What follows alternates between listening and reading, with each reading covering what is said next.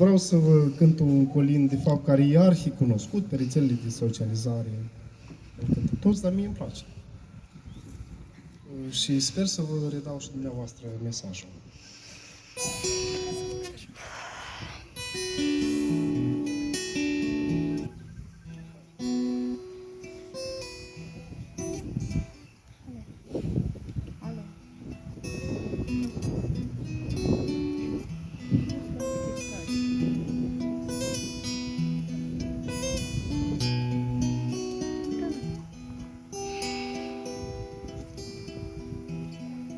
Sub o salcie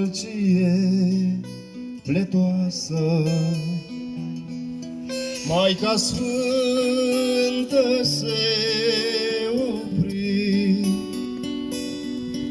și cu vocea ei duioasă către salcie grăi.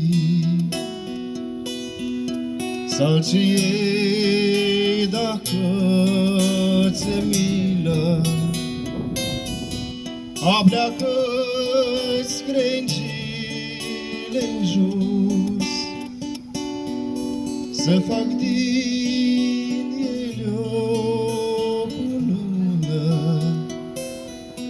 pentru Fiul meu Hristos. Fiul meu Iisus pe cruce, îngerat și-n mare ghid, și cu ea la el m-aș duce, ca durerea să-i alin.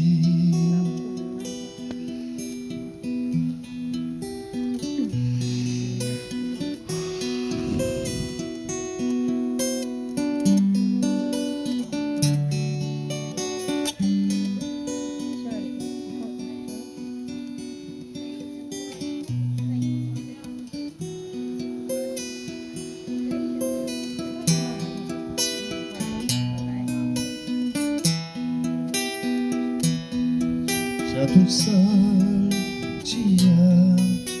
pletoasă crengile și le-a plecat.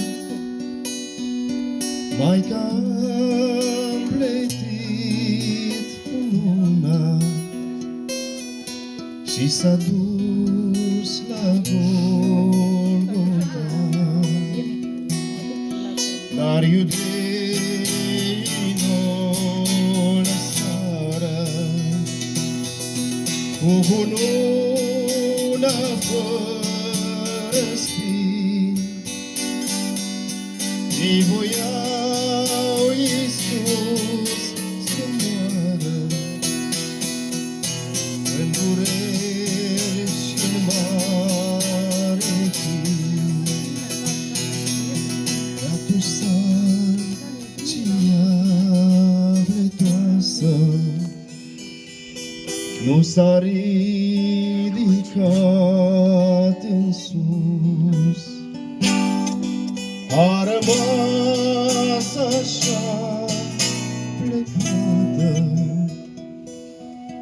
ca să-L plângă pe Iisus. A rămas așa plecată, ca să-L plângă pe Iisus. A rămas așa plecată, ca să-L plângă pe Iisus.